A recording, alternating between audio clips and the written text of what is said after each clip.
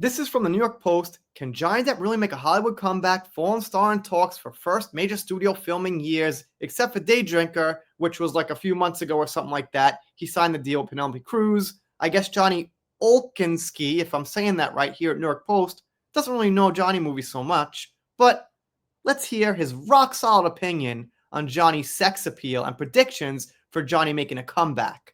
By the way, this article's pretty new, less than a week old. Can Johnny Depp really emerge from the depths? Ooh, fantastic opening joke. That's what everyone was asking this week when it was reported that tarnished actor Johnny Depp is in final negotiations to star in Paramount's new Christmas Carol film as Ebenezer Scrooge, a bitter old crank. Well, you've got to admit the casting is bang on. Ha ha ha ha! This guy's a joker! The casting's bang on. Emerge from the depths. This guy, I think, needs to do some research on what an old crank is. Old cranks don't make somewhat sexy cologne ads and play sold-out stadiums to cheering fans in a rock show. Or make movies. Bitter old cranks sit and watch a golf game and tell you to shut up if your device or whatever is too loud. That's a bitter old crank. Bitter old cranks tell you cut in line at the deli because they're buying soup or something. That's a bitter old crank. Johnny Depp, I think, is pretty far from that, but what do I know? This is the New York Post. A significant chunk of teens probably have no idea who this guy is. You know what? Pure speculation, but I'll meet him halfway. Probably he's got a point. Not every teenager who's now from like 14 to 16 knows, drop of a hat, Jack Sparrow, Johnny Depp, Alice in Wonderland. I get it. Okay. But then again, we are operating on high technology in 2025. We've got Google, we've got AI, we've got social media. Type in Johnny Depp, and you'll see his whole history in about 40 seconds to a minute. You'll see it all. Depp's last big gig was Fantastic Beasts. Wait, what happened to Day Drinker here, man? Penelope Cruz, Lionsgate. Pretty damn big, but okay, I guess we got to go all the way back 7 years or so now to Fantastic Beasts because we forget about things.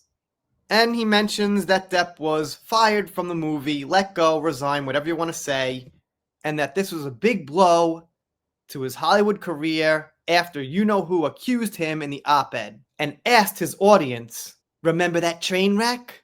No, we forgot. The trial included arguments of who was responsible for the alleged feces, Heard or Boo the dog. Okay, you got that right.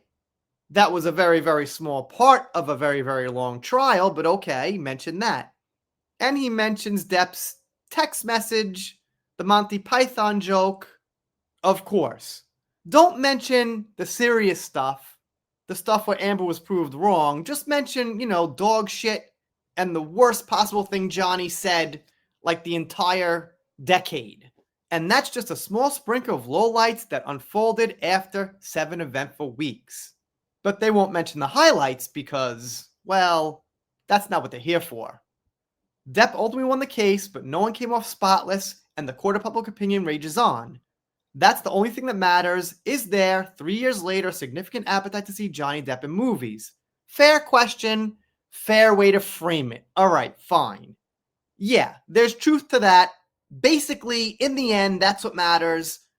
Do people still want to see Johnny on screen? And when I say people, I mean, aside from his core fan base, we know the Johnny fans who've been there all along are going to see it. That's a given. And even the ones who are moderately following Johnny and have been will probably go see it. But the ones a little bit around the edges who really need to see it for the pure, entertainment value, what they get out of it, the ones who are really out to judge it, who knows? But I bet enough of them are. We shall see. I thought the man would never work again outside of French indie films, his hilariously egotistical Manhattan art show, and perhaps selling crepes in France. What was left for him in showbiz but crumbs? And he mentions there's actually another Christmas Carol coming out starring Mads Mikkelsen, which I gotta admit is kind of a little bit of an awkward situation. I mean, if the Mads Mikkelsen does do better for some reason, the whole Amber side and against Johnny side will go nuts. Like, see, we told you, he sucked anyway in Fantastic Beasts. Mads Mikkelsen is Gilbert, whatever his name is. If it does do better than Mads, okay. It's a little awkward.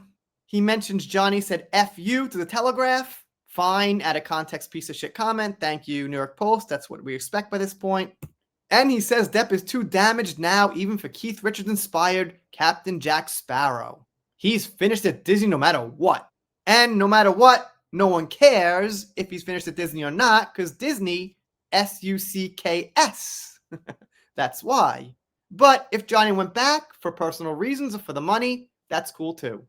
And he says this, which is a huge stretch for this guy, Johnny Olsen Singh, whatever his name is, Ski Olsey Sking, says that Johnny has lost his sex appeal compared to people like Tom Cruise and Brad Pitt.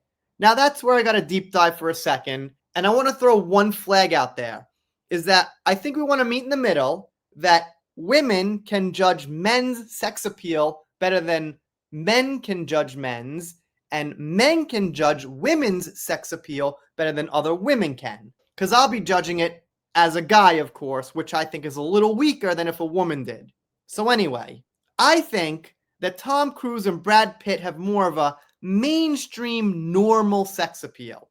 And if I put that on the female side, let's just say somebody like Scarlett Johansson, Angelina Jolie, or someone like that has like a normal, everyday sex appeal. But people, let's say, like Uma Thurman maybe, if you know her from Kill Bill and Pulp Fiction, yeah, a lot of guys think she's like really hot, but it's not striking for like everybody. It's like, yeah, she's a little bit more of a type. And I think Johnny in that same boat is a little more of a type of a sex appeal. Yeah, I'm sure he gets the mainstream a bit as well, but he's kind of an artistic, free-spirited kind of type, which is a bit different from Brad Pitt and the clean-cut Tom Cruise look. So this guy, Johnny Olsen-Singy, Johnny Olsenski, whatever his name is comparing Johnny with the complete like mainstream beauty standard and forgetting he's kind of a type. But that's my silly deep take on it. I just think this guy Johnny here, who, if that is accurate whatsoever about him, has glasses, very, stiff look, doesn't have much sex appeal. But I guess it wouldn't matter. Johnny can still try to judge Johnny if he wants. I would just say, Johnny, the writer, is wrong. All right, that got a little messed up at the end. But it's your turn to leave a comment. Let me know what you think. If you're not subbed here, consider it. If you don't, I'll be sad, but I'll get over it. See you next time.